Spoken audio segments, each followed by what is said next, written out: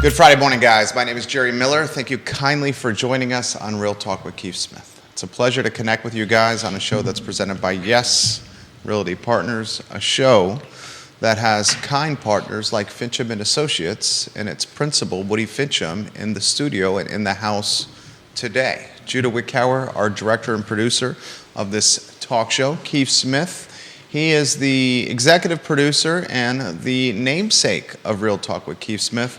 Judah, if you can go to the studio camera, and I will let the namesake, the man whose name is on the marquee, set the stage right here.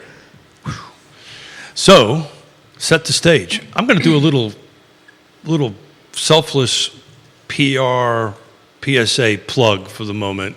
I just want to give a thanks out to Tiger Solar. They're sponsoring a little event that Yonna and I are putting on at Lake Monticello. We do this every year at our little neighborhood within Lake Monticello, and we bring a big old 40-yard dumpster, and we let our neighbors go ahead and put all their stuff in it. So Woody, if you're out and about on Sunday and you need to get rid of some stuff, swing by the house, dump it into the dumpster. But Tiger Solar, helped sponsor the dumpster. So I just wanted to give them a little bit of shout out. So if you need to throw something in a dumpster and you live close to my house at the Acres, swing on by and go ahead and do it. I wanted to kick off today. We're now 4 weeks into the NAR's announcement of the decoupling or the settlement of the class action suit. And what I've been doing since then is I've been tracking day over day what listing agents are offering to buyer's agents. So, Jude, if you got time, slide number 1, it's just a quick little overview, and then I'm going to kind of hand it off to our panels to kind of talk a little bit about their thoughts. Oh, thank you, Judah. Their thoughts on this impending decoupling. So what you're looking at real quickly, this is day over day that since the last 4 weeks, there was 334 listings that came on the market. 67% of them had 3 eggs. 3% of them had 2.75 parts of an egg. 25% had 2.5. 0.31 had 2.25. 15 had 2. And 1 had 0, which is an interesting note to 0. The 0 was a $1.8 million listing. So at the moment, it seems to be tracking what it has prior to the announcement that we're kind of looking between 3% and 2.5%. I'm going to continue to track this every month. I'm going to kind of update it up until we hit the formal decoupling and see what impact it really does have on the buyer side. So Woody, what is your industry thinking about this? It's a topic of conversation for sure. Just about every agent that I talk to anymore is asking me what we're going to do as appraisers when as this is occurring and when it does finally go into effect, in July. First and foremost, I have to say that I am on the CAR board, so I'm not speaking on behalf of the association. Everything I say today is on my own behalf. We're not expecting there to be much of a shift as far as the market value aspect of it goes. I mean, commissions have never been considered in what we do because it's usually just the cost of business to do business to sell a piece of property. It's just a fee that's usually associated with it. Does it matter the buyer and the seller? Absolutely. But that's not something that we're looking at as like a lot of folks are like, well, is it going to become a concession? No, commissions have never been a concession, and as of right now, we're not seeing that change. Now, to caveat that, if the market starts reacting in a way that we need to address it in what we're doing on the market value side, we will, but we're not seeing any indication that that's going to be the case.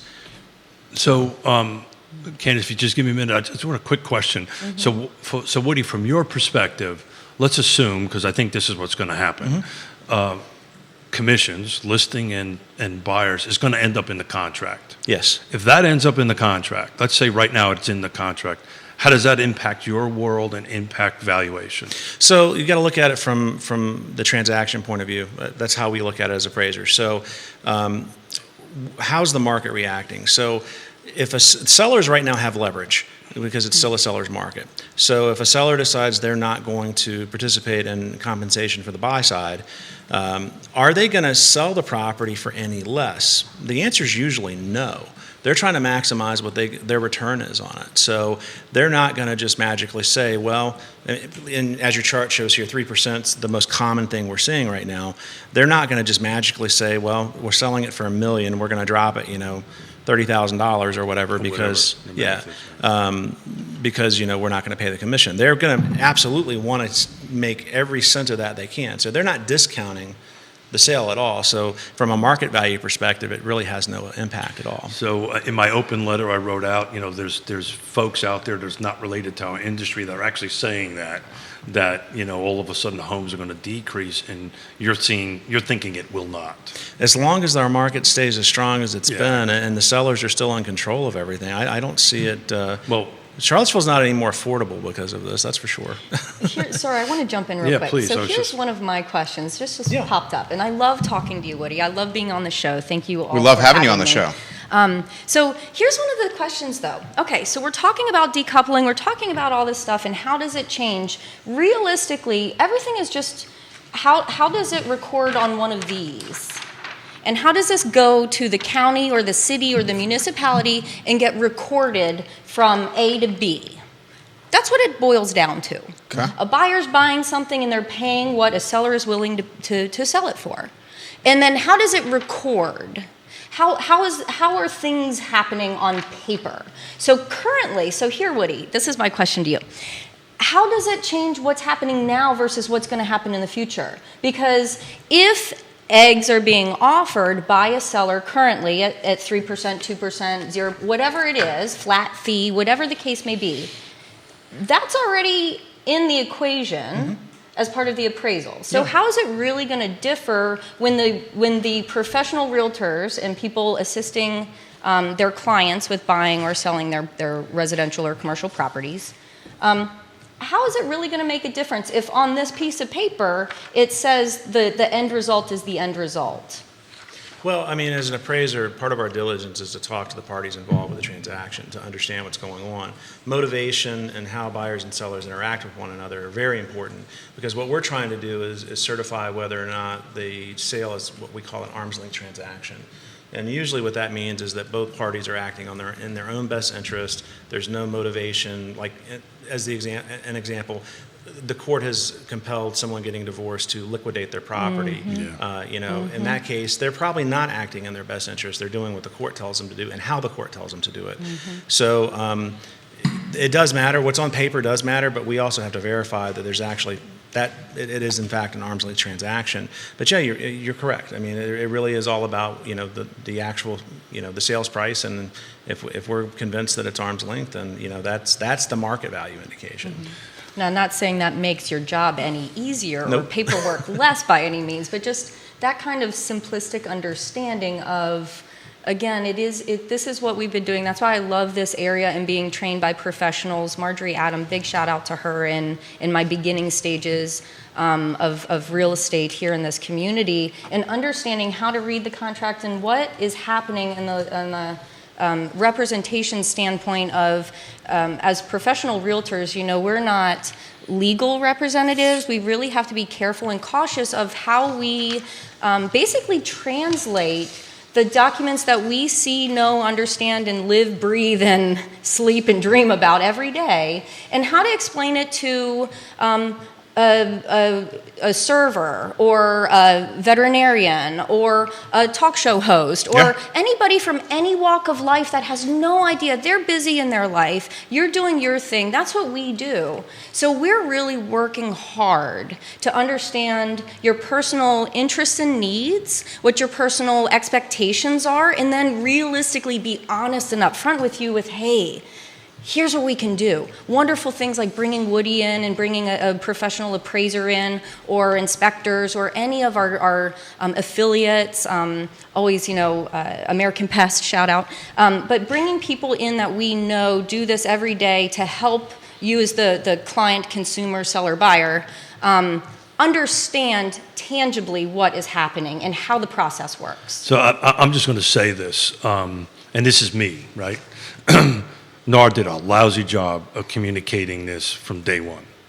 Flat out, lousy job.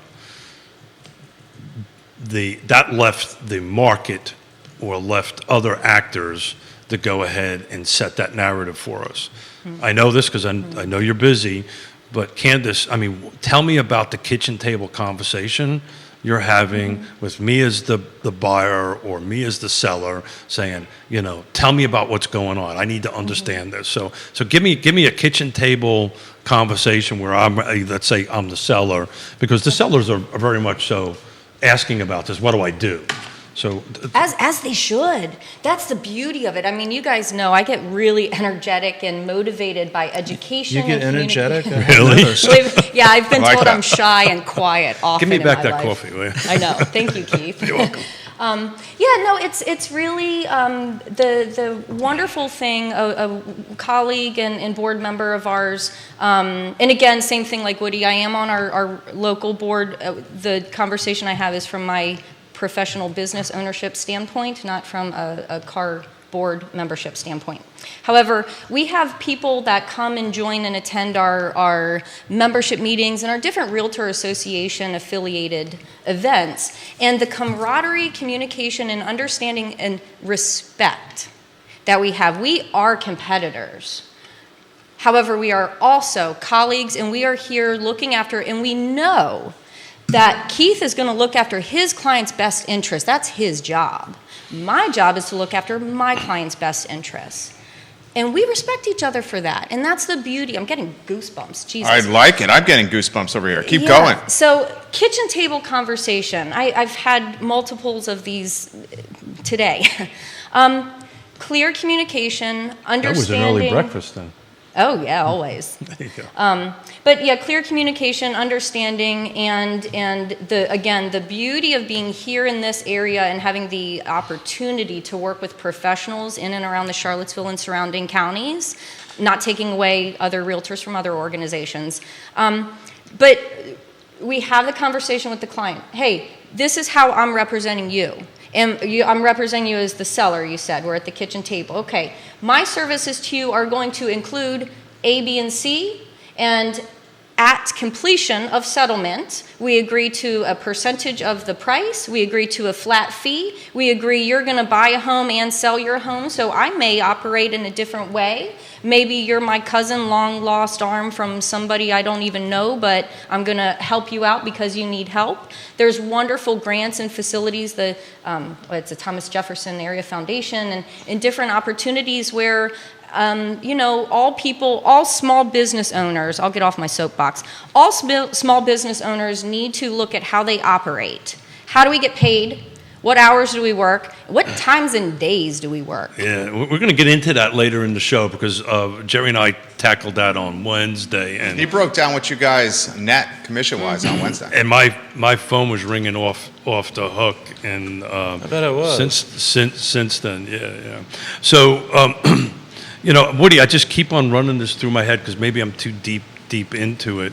Is what is this really going to look like on the back end when this decoupling happens, right? Because it's going to happen. It's going to happen in July, right? Where we now do not have buyer agents compensation in the MLS. It'll be forbidden to be there.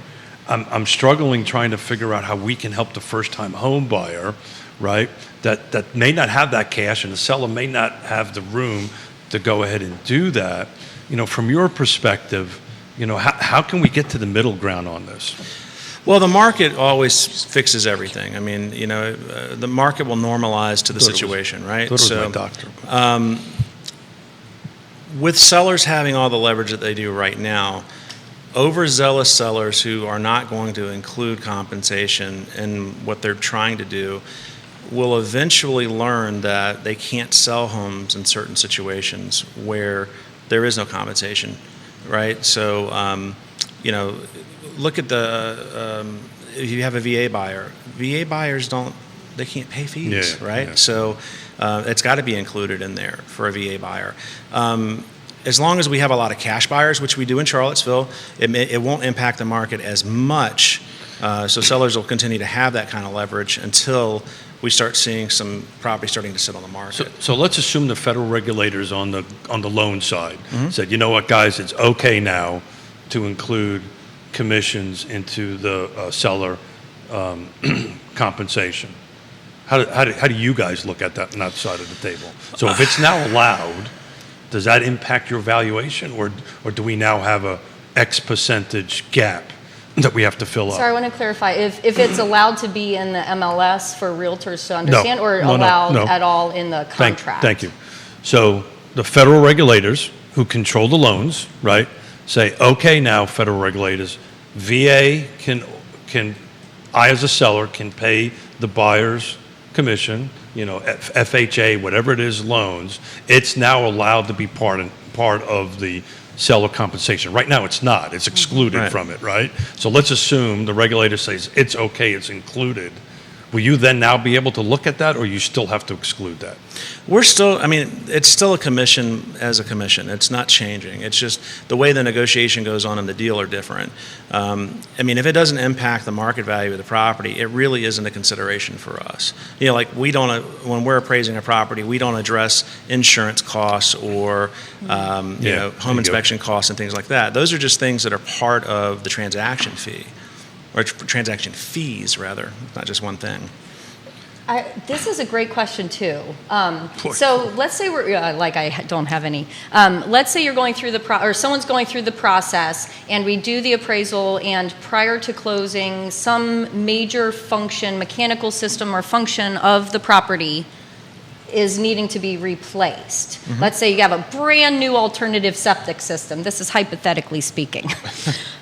Do you, as the appraiser, so maybe tell people about, okay, we know this is happening, the price is X, if it were failed, it would be Y, but because it's a new system, similarly with eggs, compensation, concessions, you take these things to account, right? So let's say brand new windows are coming, but they're not in place yet. How do you do your appraisal? If there's a mechanical systems or major functions that are in process of being replaced? So that's part of the assignment conditions with the client, and in this case a lender.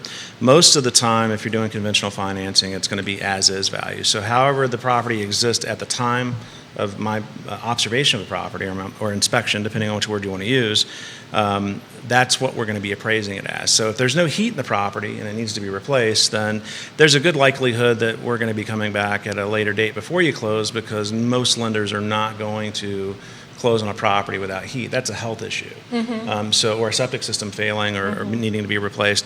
If we're aware of it, that stops the process, though. Yeah, But absolutely. I'm saying if you're aware of it, like let's say as part of the contract, we say seller has already paid for new windows, but the window company is on delay and we want to close, but the windows will be in 2 weeks. Yeah, so it'll be as is, unless the lender says, hey, Mr. Appraiser, can you do this as a subject to? And most of the time the answer is no. Oh, really? Yeah, Okay. because the It's lender. that snapshot at that moment. in Yeah, it's a time. snapshot at that Gotcha. time. Now, when we do like 203Ks and home styles and things like that, that are renovation loans, we will appraise it as is, but also as it will be once all that work has been done. But that's done post-closing. So, yeah, those types of things are, if they're health and safety concerns, even conventional lenders in most cases are not going to want to close a loan if those things haven't been done. Okay, that's great to know. I got a lot of questions coming in as I'm fighting some allergies here. This is a good one from a pretty experienced realtor, maybe perhaps in the game longer than you, Keith Smith, of Dan Pettit. He says, Better mustache, too. if the commission, if commission not in the MLS, do all your agents have to come to you for permission to offer a certain percentage each time? So we've been talking about that for a while, right? And how is the market going to do this, right? So if Candice is the listing agent and I'm the buyer's agent and Woody wants to see Candice's house, the first thing I'm going to do is pick up the phone and call up Candice and say, okay, now she may have a website or a page, and we talked about this, that I can look at and that references that. The broker can. The broker can. This is not an MLS. This is your Yeah. private, this is your own independent thing. And you can't say, look at my website to see it.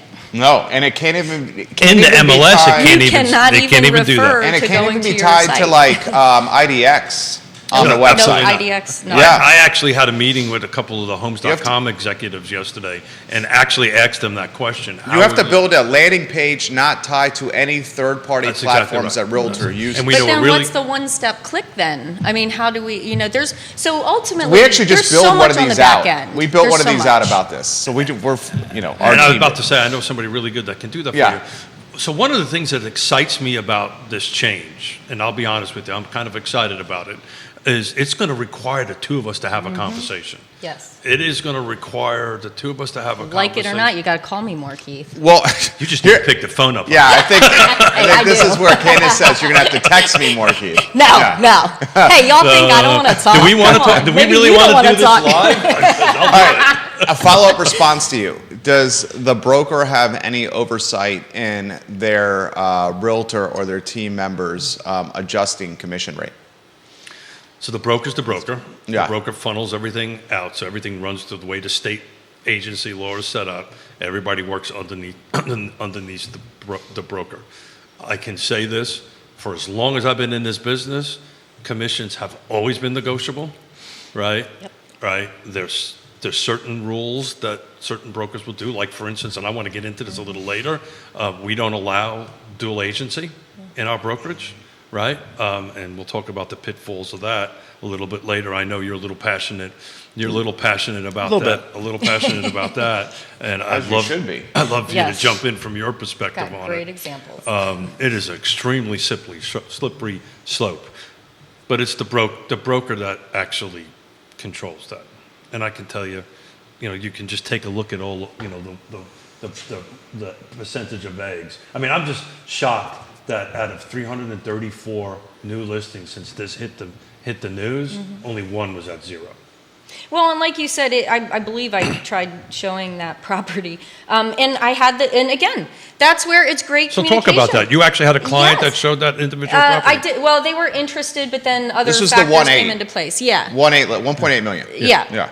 And it, in any property, so I'm a note taker, so I have my notes in here. But so, for example, a wholesale deal, which is, I'll get into that. So wholesale, auction, foreclosure, for sale by owner, any of these types of things, Jimmy down the road wants to sell to Betty Sue, but Betty doesn't know what whatever the case may be. We have to talk about Is this a how we Sesame get Street paid. show? It is, yes. Disney World, as Andy would like to say.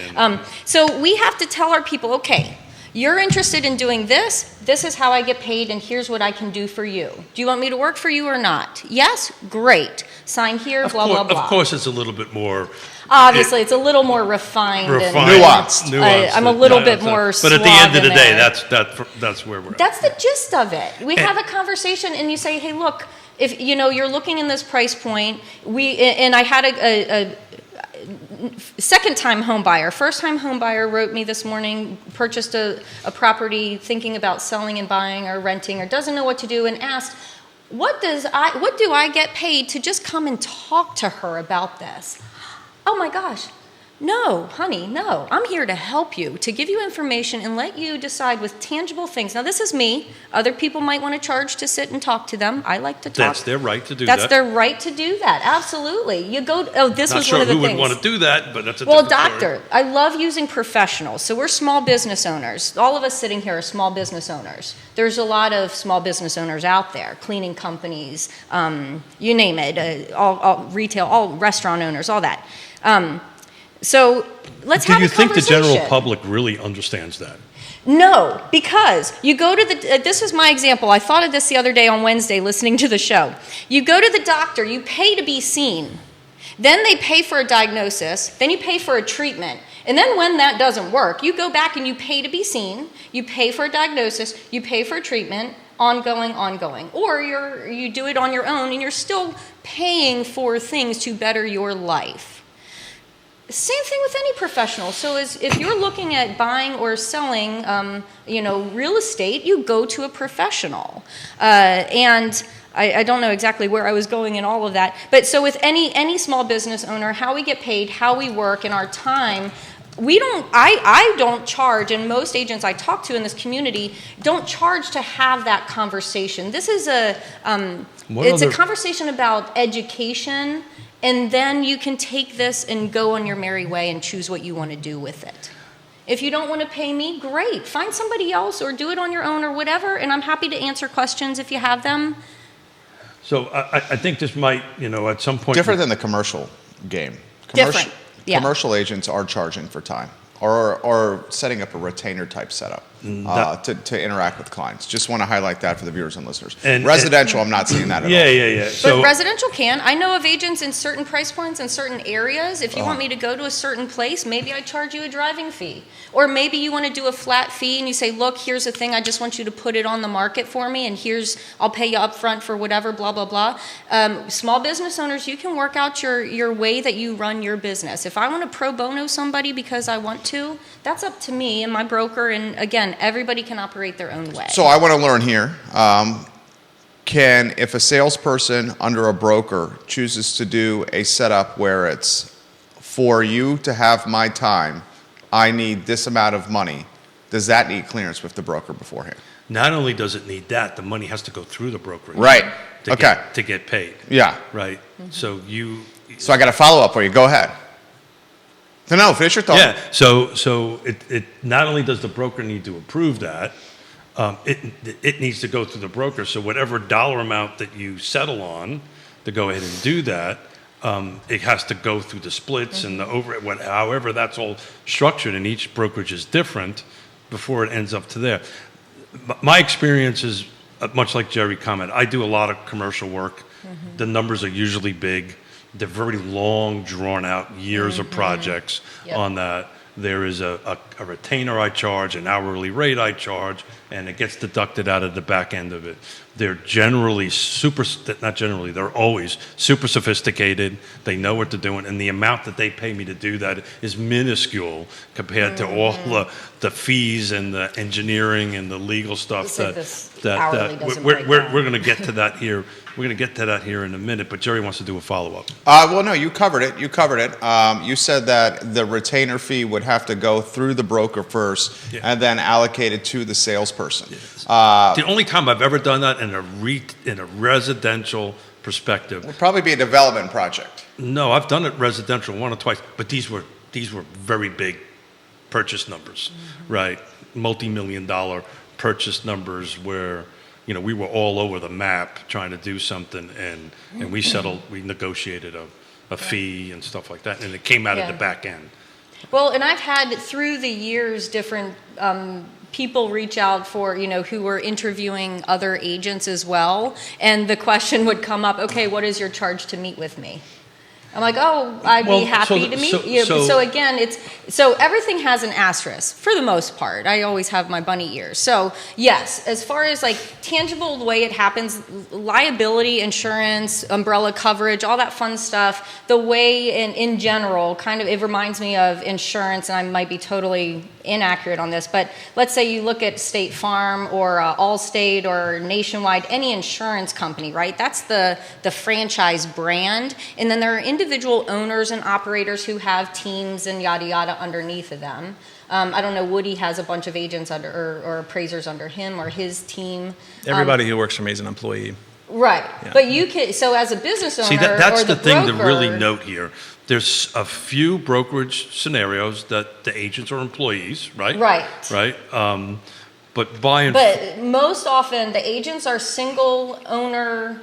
Subcontractors. Subcontractors, but their insurance is with the brokerage. So the brokerage gets to set the rules, the regulations, and all that for the most part.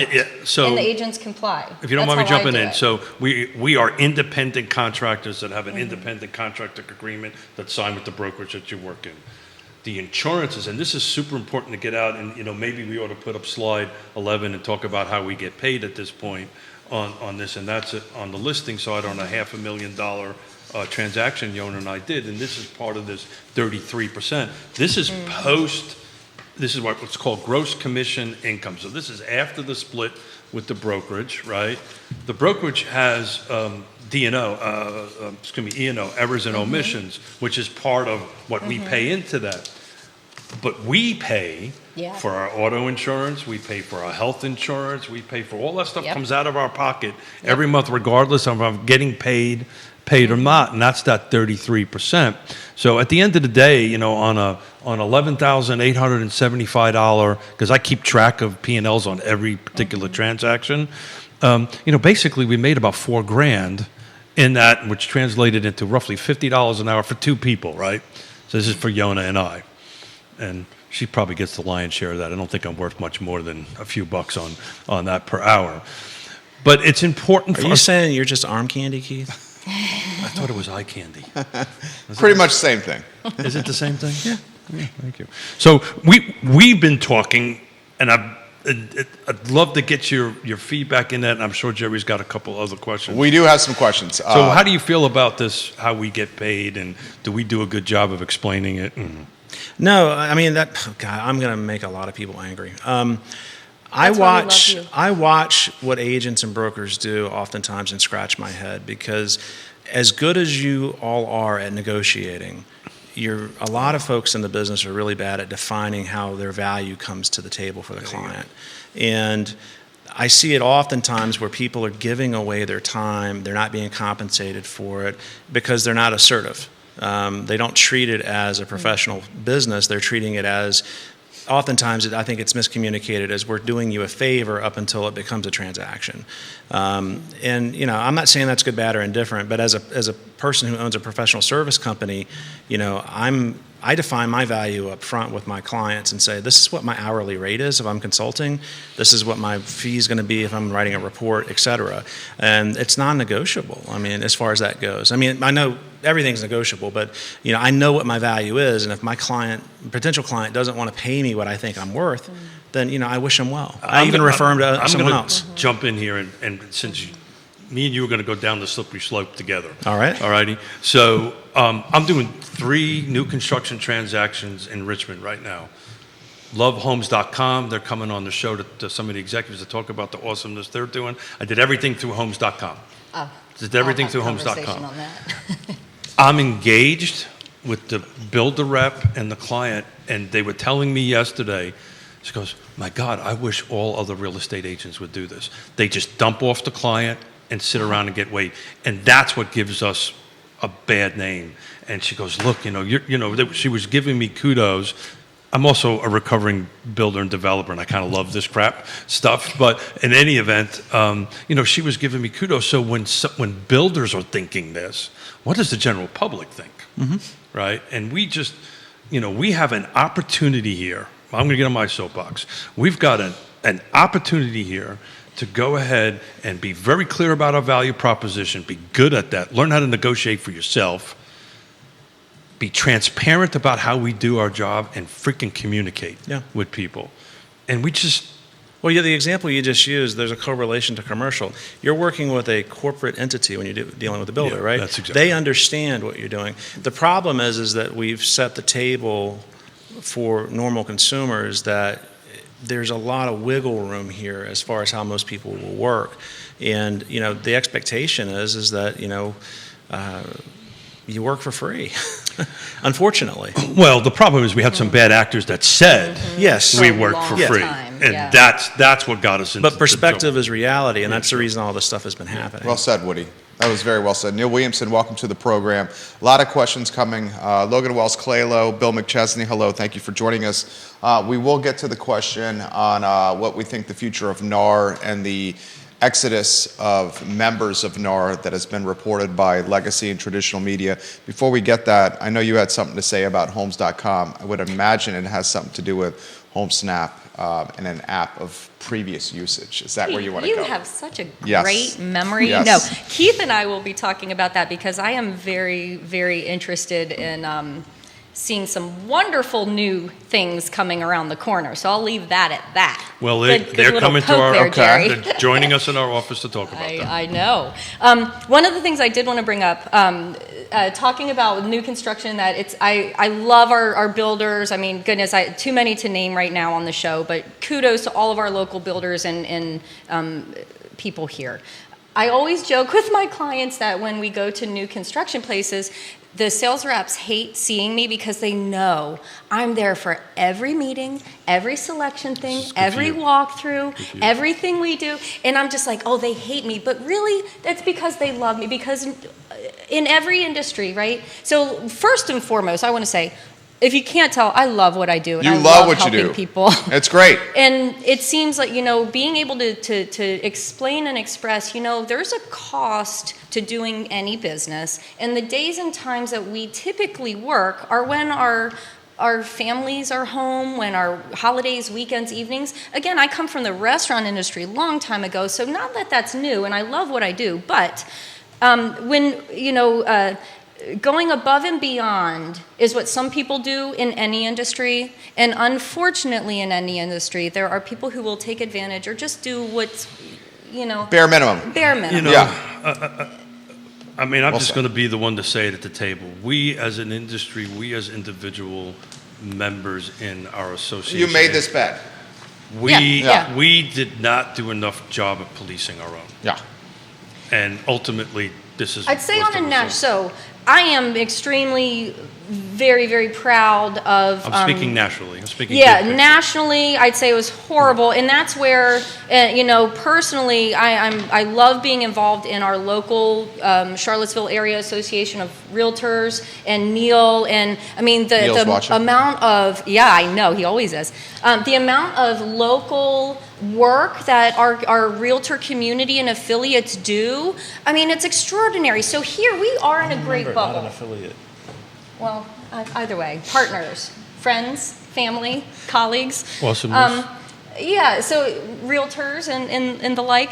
But yeah, ultimately, it is very different here, and I think that it's so much nicer in this area when the national stuff happens and then people call sitting at the dinner table, buyers or sellers.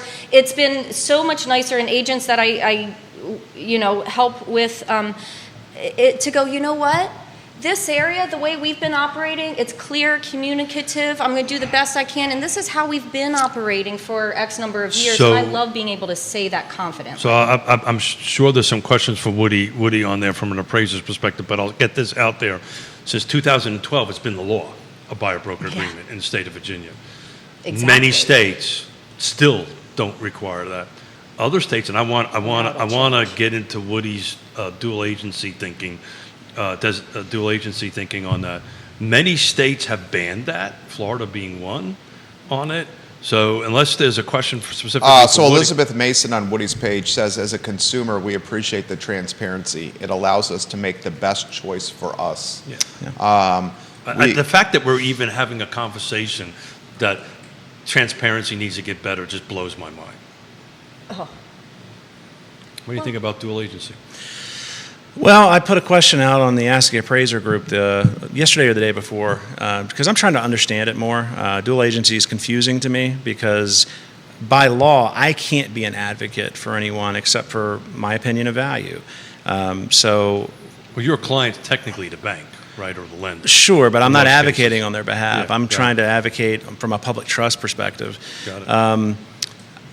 And like I said earlier, perspective is reality in most situations, right? So I never understood where dual agency is legal, how anyone could ever see it as being quote unquote ethical. Because, and I'm starting to understand it a little bit better, because usually in the situation where you are doing dual agencies, you're more of a contract facilitator than you are really advocating for either party. At least that's how you're supposed to do it. That's correct. The problem with the situation I have is that if it becomes just the perspective of the consumer, one of the buyer or the seller, that you are perhaps advocating a little bit one way or the other, you've just put yourself in the crosshairs of a lawsuit. Man, I'll tell you what, you think these lawsuits are bad? No. Wait till that stuff starts Yeah, happening. they could be completely wrong, but just their perspective is, hey, on the buyer side, say, you're advocating for the listing side more than you're advocating for us, or you're advocating at all, is a problem in that situation. Money So- makes people funny. When somebody starts losing a lot of money because somebody said or done something and crossed the line, which is super thin on that, You think these lawsuits are bad? Wait till the one-on-one lawsuits start happening. One of the answers to my question that I thought was very astute is that the states where you see dual agency being legal are states where the realtor associations have a tremendous amount of lobbying power, and they've been able to convince the legislators in those particular states that it's a good thing. But there are states out there where dual agency is absolutely not allowed because how do you ever change the perspective that you're somehow not advocating? Because most of the time, as a real estate agent, you are advocating for your client. You're not acting as a neutral party in the middle. Without calling out names or very specific situations, have you seen that in your business where you've seen certain agents cross the line on your interactions with them? I have. Yeah, that's what I thought. So I think this is a really good opportunity, I believe, again, for education, just to break down some of the terminology that's being utilized. So the big difference is dual agency means one licensee is doing buyer and seller both sides of the transaction. Again, we talked about that. Designated agency is something totally different. And there's also consultants. Totally different. So designated agency is something that happens all the time, and I wanted to explain that just a little bit because what that means is, let's say in Keller Williams, there are 600 realtors in this area. Even Keith and I. Keith doesn't know my clients. He doesn't work with them on a daily basis, and he doesn't talk to them like I do. So, and vice versa. So other agents that are all in the same brokerage, they can operate and represent their clients fully to their best interest with no concern of crossing any violations or anything that is not favorable there. That's designated agency, and that is allowed. Dual agency, though, is what we're talking about. So I just wanted to kind of clarify. Yeah, I mean, there's clear distinctions. And I think an easier way to explain it, Candice, is that with the designated agency, it's one broker. You've got two agents working under the same broker, but the designated agent's working for a specific client, and then the other agent on the transit, there's another agent in the same brokerage. They're working independent of one another, and so that's what designated agency is. Yeah. So we're required by law, if we're going to do dual agency, to have a document signed. And I'm going to read, and I won't go through the whole thing, but I'm going to read the last sentence that talks about what the licensee can or cannot do. Specifically, the licensee may not tell the buyer and that the seller, tell the buyer that the seller will accept a price lower than the listing price, nor the seller that the buyer will pay a price higher than the price offered. So to your point, it's really an administrative thing. Yeah. And there's a reason why attorneys don't do this stuff. It is so damn slippery.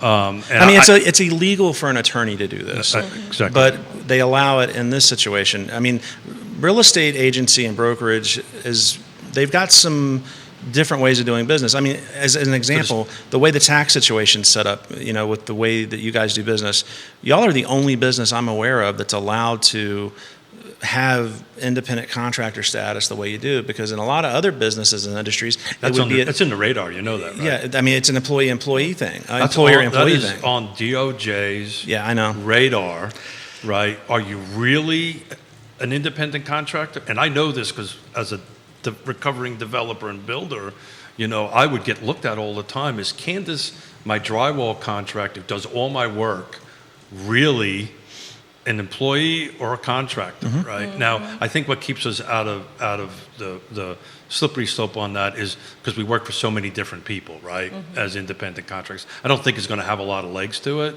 but it's being looked at. And to what we kicked the show off, pre-production show, DOJ is now allowed to start re-looking into investigating NAR. So this is not going away. It's not over, no, by no means. This is going to get deeper and deeper and deeper. Sarah Hill-Buchensky, who's a realtor, says that if dual agency is explained correctly, why would buyers and sellers agree to it? Agreed, 100%. Yeah, which is a great point. She's basically 100%. saying who would go into a professional relationship where their consultant is representing both sides. I mean, you can't do it and provide just service to your client if you're representing both sides of a transaction. So what Although I- you do see this, and Yeah. hate to go Well, I back to think- this, you do see this in commercial. And that's you where do, there's. you do, but typically it's very transparent. Everybody Yep. knows exactly what they're doing. And generally, the folks on either side are more sophisticated with purchasing. And in my experience has been they're usually sitting at the table together. Yeah. Right. Well, and that's where I want to just again, with the little asterisk mark, everything. So let's say Jim and Sue know each other. They want to sell a property from one to the other. Everything's all worked out, and they call me and they say, "Candice, we want to do this. How can you help?"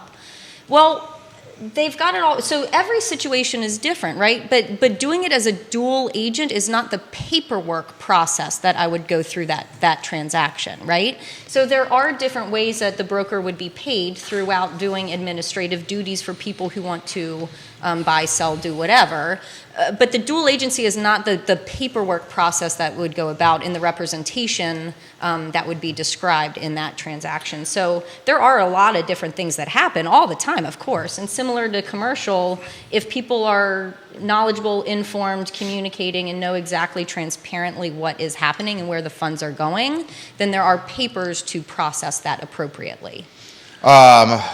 This comment, well, keep going, Keith. I know you had something to say. No, then I I'll get just to- wanted because to- this I- one's off topic, this comment here. I just wanted to add something. If we go back to slide number 11, there's a 7% little piece of the pie that says other buyer credits, right? So if this was a dual representation, we would have not been able to do this. This was a home inspection situation where the seller couldn't make the repairs. We contributed a substantial amount of money to help to make that transaction happen. Now all of a sudden, as I'm doing dual representation, I can't do this because one would benefit one over the other. Sarah Hill Buchensky says, and she follows up, you're not actually representing, though, in dual agency. That's exactly right. Exactly. And in a lot of ways, with the dual agency, you've become more of a transaction coordinator or a facilitator of the deal, just pushing the deal forward, as opposed to providing honest feedback to your client. But Yeah. That was well put. I mean, Thank you. we're struggling doing value. I'm just going to say this. We're struggling doing value proposition, being transparent. That is a very slippery slope. Follow-up question on another page is, how is there dual agency transpiring or happening here in the area? Of course. Yeah, and I'm sure that there is, right? Yeah. You know, I know, I can tell you most brokerages don't allow it. Back to your question about you only can do what your broker tells you can do, you know, from that perspective, legally. Well, how about a follow-up question then from me? What are the accountability measures to police dual agency not done properly in this area? What are any accountability measures? There you go, right? yeah. What's the liability? Usually, well, I Is don't, it I wanna say DPOR? just Is that in the a- accountability, or is there account? I mean, No, what- I mean, there's, I mean, how with the much local you wanna pay? association, What kind of courts you want to go through? Is it worth it? as a member of the association, you do have the ability to, there's an ethics committee. So it can, anytime there's a complaint with a realtor, as a member of NAR, you can go through the ethics complaint process with the local association, but yeah, DPOR would be the next stop after that. So the level of depth of violation of dual agency is not just that, because now the broker's on the hook, right?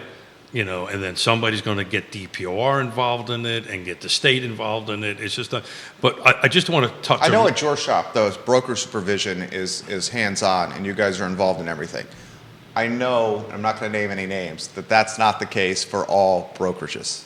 so Where back- a lot of salespeople are pretty much operating I don't want to say unsupervised, but they have a tremendous latitude. Yeah, and that's where compliance comes in on our side, right? And that's where transparency comes on. Look, I wrote in my letter, and I'll say it again, that's a bad actor, right?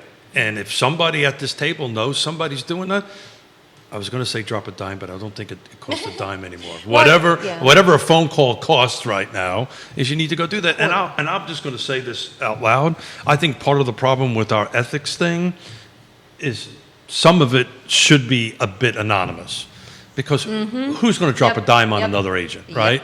It should be anonymous. Right now, and correct me if I'm wrong, it's set up more as like a legal process. It's very open, it's very transparent. I know we've been talking about transparency, but if we're gonna go ahead and police ourselves, there has to be a better way of dealing with bad actors. If we have agents that are doing that is a clear violation of law and a clear violation of our ethics, and they should be held accountable for that. Well, here's the thing. In life, in all types of scenarios, we'll use this one as the example, like you said, Keith. So again, locally speaking, I joke that this is the Kevin Bacon of towns because everybody knows everybody in some way, fashion, within 2 to 3 people, right? And that's the problem with not being anonymous.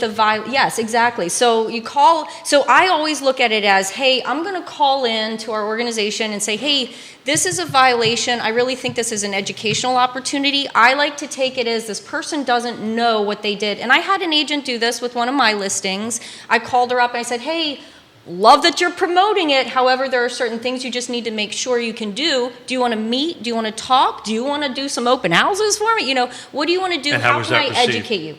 She was, oh my God, I had no idea, and then thank you, and then, still keep posting it. Yeah. A great idea the other day, yesterday, an agent had a new listing where the seller gave permission for other realtors to professionally and appropriately come and post social media videos and stuff, and was offering like a, come check it out. So there are different creative ways. Had a I call know to Keith action. is tightening up here, but yeah. No, go ahead, you finish. I would just say that ultimately we need to abide by what our clients are wanting us to do within our rules and regulations. And here in our local community, because everybody does pretty much know everybody, we have to make sure that everybody's doing things appropriately and using it as an educational opportunity to make sure that, hey, this is a violation. I'm going to call you personally and say, and I've had this happen. Back when I was a new agent, I'll even say it, Lindsay Milby, thank you very much. I knew her for years before I became a realtor, and she called me and said, hey, Candice, you made a boo-boo. Don't do that again. And this was 13 years ago, and I appreciate the crap out of the world for her doing that. So we get passionate about helping our clients. Sometimes that gets the better of us. As those who watch the show know that I'm the chairperson of the Piedmont Community Land Trust. We had an opportunity in coming soon. I had a half a dozen very reputable local agents call me and say, can I get in there? Just let me in. I won't That's tell exactly anybody. right. Nope. And I said, are you effing kidding me? Nope. And, and I said to these agents, I would suggest you don't ask me that a second time. Your wife, Lori Fincham, of Fincham and Associates, asked this question: am I right that the complaint process for appraisers is anonymous? For the state, yes. Now, appraisers who are realtor members have to abide by the same process that real estate agents and brokers who are realtors Which you have are. to. Yeah, I am. Most of the appraisers in the area are because I think at one point CAR required us to be. I think to get access, right? Yeah, Stuff like that. yeah. There's a process they can do it without being members, but I don't know it. But yeah, it's basically the same thing. And absolutely at the state board level, you can do an anonymous complaint. I mean, it happens all of the time because it's a small community as well. I mean, there's not that many real estate appraisers out there. And if one appraiser turns another appraiser in, it creates quite a bit of a conundrum within the community. And so most of the time when that happens, it's going to be done as an anonymous complaint. This question is one from earlier in the show that I'm now getting to. There's been a pretty significant exodus of agents in the National Association of Realtors. Some media outlets reporting as much as 800 agents. This is from Dan. And he says, what do you think about this, Keith, Candice, and Woody, about such a significant exodus from NAR and how it could trickle down to VAR and CAR? Well, being an analyst for a living, 800 out of 1.5 million, I wouldn't call significant at this point. It's something to definitely watch. But I mean, it's the largest professional organization in the country, and definitely one of the most powerful ones. One of the most influential lobbying groups in the country, for sure. Yeah, I mean, they are, as a professional organization, I think they spend more money on lobbying dollars than anyone. They do. But long story short, I mean, 800 I wouldn't consider significant at this point, but it's something definitely to watch. Well, I've talked about the 6 things of real estate. Number 5 is timing, right? And that's what we're talking about right now is timing, right? You are, when the dues resets happen, Yep.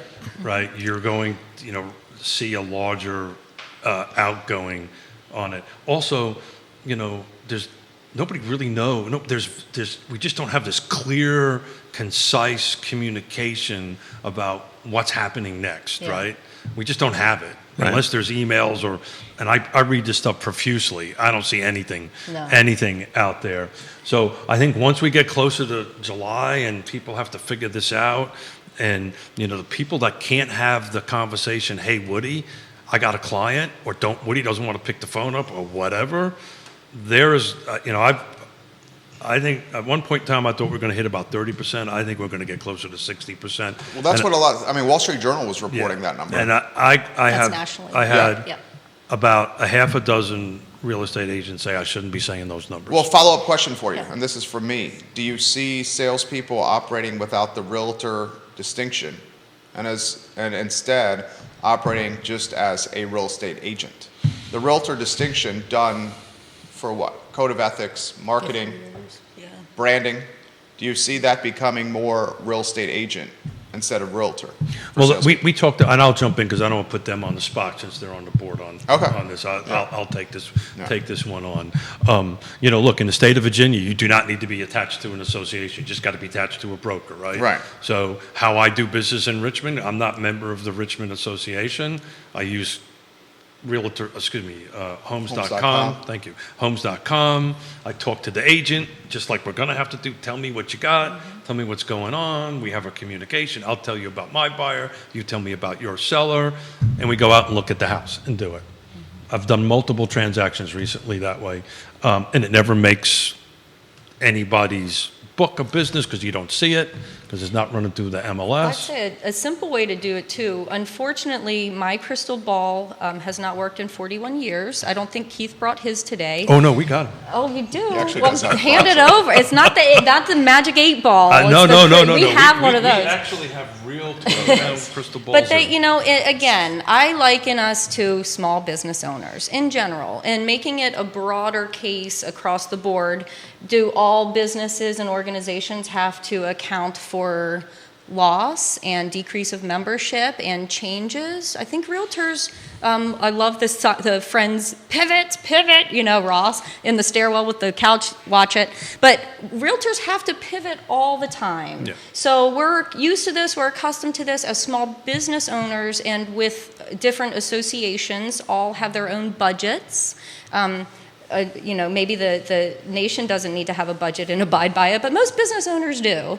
So budget appropriately, we account for loss, we account for members leaving, and we account for the pros to continue to strive. So if it's decreased a little bit, you know what? Every day there's new agents coming on and asking about licensing and getting trained. So our area, I think, is a different statistical bubble than the national averages. We are different as a community of professionals. I work in several different associations across the state because our firm specializes in mansions and luxury property. So our geographical coverage area is pretty large. So we're in multiple associations.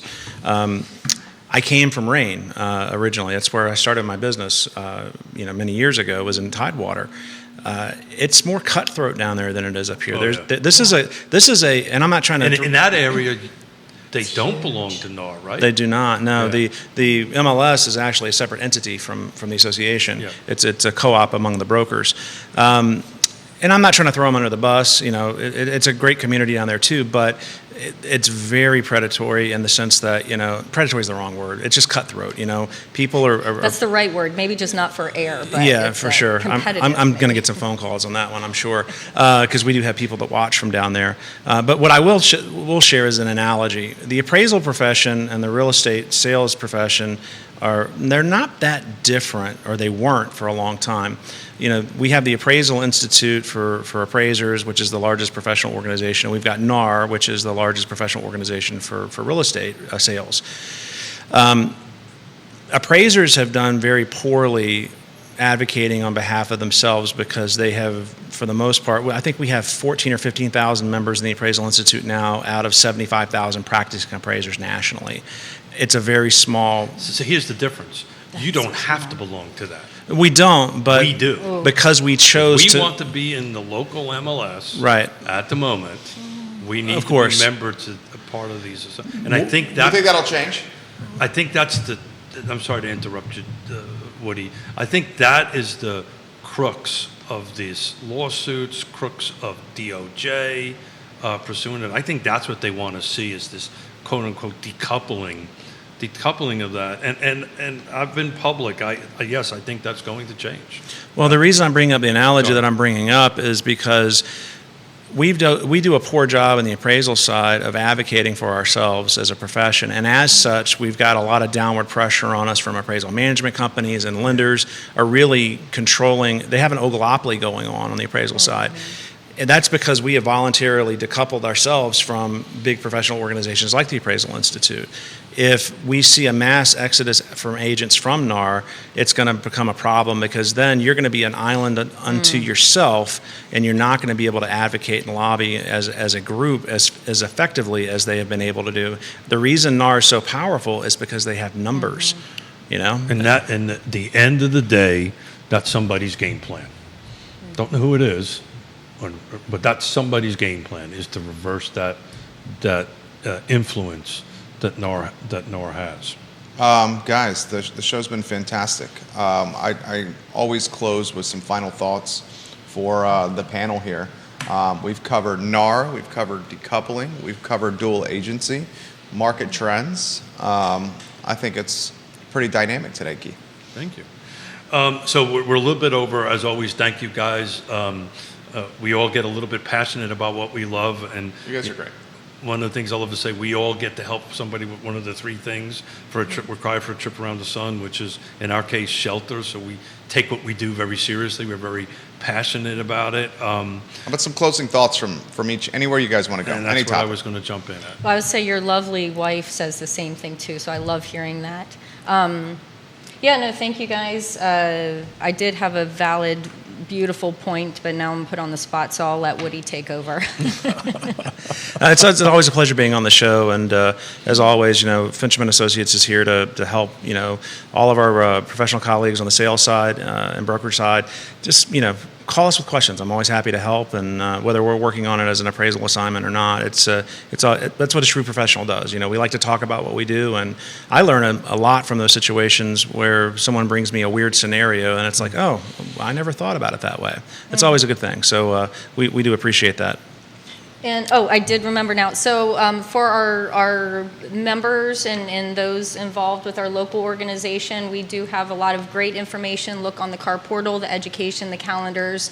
We're answering questions nationally. Can't tell you about that, but locally we are here to help, call with questions, and that's my spiel on that.